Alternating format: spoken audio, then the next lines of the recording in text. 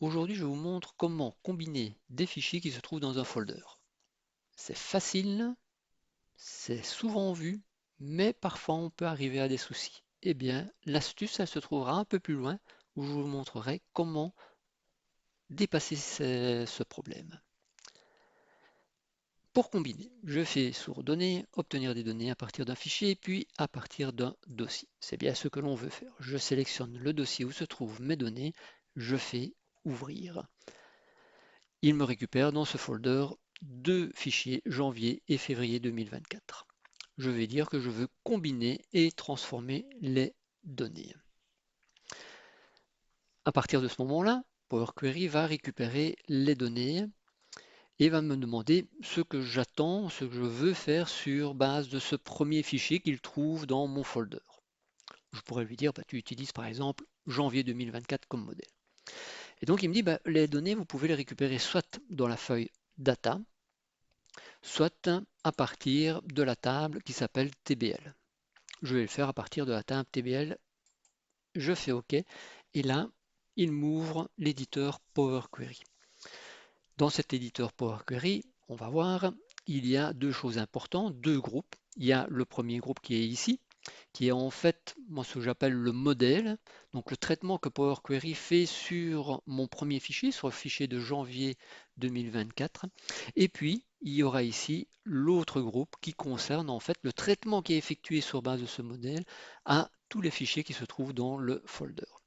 Si on voit ici, qu'est-ce qui s'est passé sur le modèle? Donc, j'avais bien une source, il m'a récupéré toute une série d'informations sur ce fichier de janvier en me disant, ben voilà, il y a bien une feuille, elle s'appelle data, il y a bien une table qui s'appelle TBL. Qu'est-ce que vous voulez faire? Ben, j'ai décidé de naviguer, vous vous rappelez, sur base de la table qui s'appelle TBL. Et donc, il va appliquer ce même modèle à janvier et à février et il me récupère toutes les données. Je fais fermer et il télécharge tout ça dans Excel. J'ai bien une combinaison de mes fichiers qui se trouvent donc dans mon folder janvier et février. C'est bien ce qu'on voulait et c'est très simple.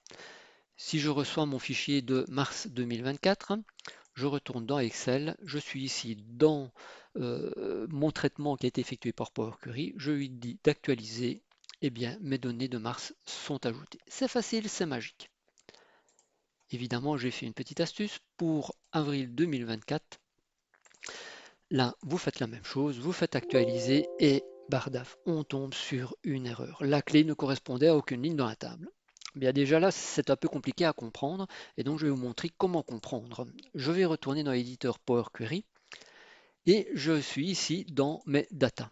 Je fais actualiser et ici, voilà, j'ai mon erreur. Et mon erreur, qu'est-ce qu'elle me dit? Eh bien, il y a une erreur sur la table qui s'appelle TBL. Ah, donc je referme pour pouvoir ouvrir mon fichier ici Excel. Je prends avril et je regarde mon fichier, ma table. Ah ben, elle ne s'appelle pas TBL, elle s'appelle TBL Data. Donc mon collègue s'est amusé à me faire une petite surprise. Tout à l'heure, je vous ai dit, ah bah oui, on a travaillé, quand on était dans le modèle, on a travaillé sur base de la table. Peut-être que on pourrait travailler sur la feuille qui s'appelle Data. Ben, c'est très simple. Je vais ici, je change table par sheet, je lui dis que la sheet, elle s'appelle data, je valide, et voilà, il me récupère les données. Si je retourne ici dans mon fichier, je fais actualiser, ah, j'ai encore une erreur. Et ici, il met une erreur, il me dit, ah bah oui, maintenant c'est une erreur sur la table, sur la feuille data. Ah ah, je retourne ici dans mon fichier d'avril, je devrais avoir une feuille data. Et qu'est-ce que je constate? C'est que en fait mon collègue il a vraiment tout changé et maintenant ça s'appelle Data Avril. Oui, c'est assez précis, mais pour Power Query, c'est le bazar. Donc on va retourner dans Power Query et trouver une astuce pour arrêter de se baser soit sur une table qui a un nom très spécifique ou sur une feuille qui a un nom très spécifique. Je vous montre comment faire. Je retire ici ma navigation puisque c'est pas ça que je veux faire, je ne veux pas travailler sur la table ou sur la sheet. En fait, il y a une colonne qui est très importante ici et qu'on n'a pas utilisée pour le moment. c'est la colonne data. En fait, dans la colonne data, vous avez des données sous forme de table. Je reprends ici, hein. Donc ici, on est au niveau de la feuille, et donc on voit bien qu'il récupère toutes ces données en considérant que mon dossier et montant ne sont pas considérés comme une ligne d'entête, puisque c'est ma feuille. Par contre, ici, lorsque je suis dans la table ici, et dans la table qui s'appelle TBL, j'ai bien les dossiers et montants qui sont en en-tête. Mais bon, ça c'est vraiment, je vais dire, pour la petite histoire. Donc, cette colonne data est très importante.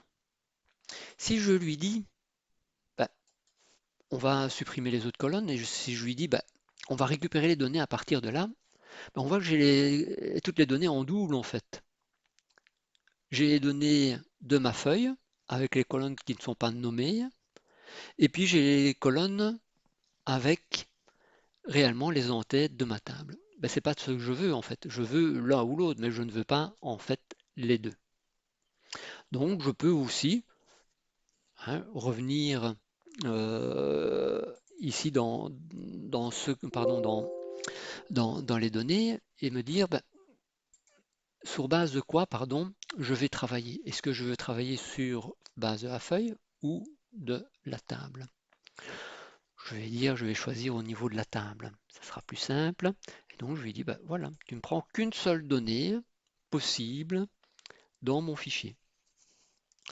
Et maintenant, je retourne ici. J'ai bien plus qu'une seule table et je peux sélectionner, moi, dossier montant. J'ai tout janvier.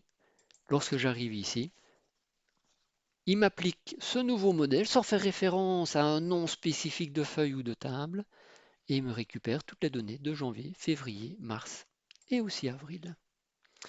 Je n'ai plus qu'à faire fermer et charger. Ici, je fais actualiser et j'ai bien récupéré mes données.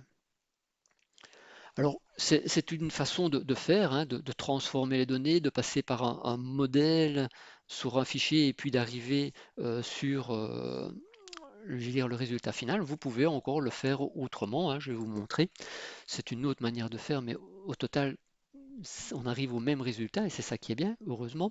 C'est toujours de prendre de données à partir des données fichiers et le folder. C'est toujours comme ça tout au départ. Je prends mon folder ici, je fais ouvrir et ici au lieu de faire combiner, je vais faire directement transformer les données. Et dans transformer les données, eh bien, je me retrouve directement dans l'éditeur Power Query et il me dit, ben voilà, il y a 4 fichiers. Janvier, février, mars, avril, avec du contenu et toute une série en fait de métadonnées. Mon contenu, bah, vous voyez, c'est le fichier janvier, puis le fichier février. Je vais garder ces deux colonnes, ça sera plus facile de ne pas avoir les autres. La première chose que je vais faire en fait ici, c'est d'ajouter une colonne personnalisée avec une fonction qui s'appelle Excel Workbook. En fait, Excel Workbook me permet de retourner du contenu de mon classeur. Et évidemment, il faut que je choisisse la colonne Content. Je fais OK. Et on voit ici que j'ai une table qui me renvoie des informations sur la feuille et sur la table du mois de janvier. Puis pour février, j'ai la même chose, etc. Alors, celle-ci, je n'en ai plus besoin. Enfin, si je peux la garder, on verra bien. Et ce que je vais faire, c'est que je vais récupérer les informations. Comme ça, on va bien voir. Alors, on a toutes les informations comme tout à l'heure, hein, une feuille, une table, la fameuse feuille qui s'appelle data, mais qui en avril s'appelle data avril, et la fameuse table qui d'habitude s'appelle TBL et qui en avril s'appelle TBL data. Et ici, on voit bien que ça allait poser problème. Et donc, là où on peut intervenir, c'est de se dire, je ne vais pas utiliser toutes ces données qui se trouvent ici sur base de ce nom, je vais utiliser les données qui se trouvent ici dans data. Et on voit ici que j'ai bien mes datas au niveau de ma feuille, hein, avec cette première ligne qui n'est pas une ligne d'entête de tableau. Si je prends au niveau de ma table, là on voit qu'elles sont mises. Alors évidemment, je ne vais pas devoir tout prendre, parce que si je prends tout, je vais avoir toutes mes données en double. On le voit bien ici, j'ai le fichier janvier, puis j'ai ici le fichier janvier. Non, ce que je veux simplement une seule des données. Donc je vais me dire, bah, je vais choisir d'abord de ne sélectionner que toutes les tables qui sont dans mon fichier. Vous voyez bien que les tables elles sont nommées différemment et donc je ne vais pas lui dire tu me prends la table TBL puisque ça ne va pas fonctionner. Je vais lui dire bah, tu vas me prendre en fait les données qui se trouvent ici dans Data. Je supprime les autres colonnes. Je viens ici pour récupérer mes données, moi, dossier, montant, je fais OK et j'ai bien récupéré janvier, février, mars et avril. Et je peux ici bah, refermer et charger mes données dans Excel pour tous mes mois. Et voilà. C'était l'astuce pour ne pas rester bloqué sur base, voilà, simplement d'un changement de nom de feuille ou d'un nom de tableau. Vous avez une autre petite astuce. Voilà, à la prochaine!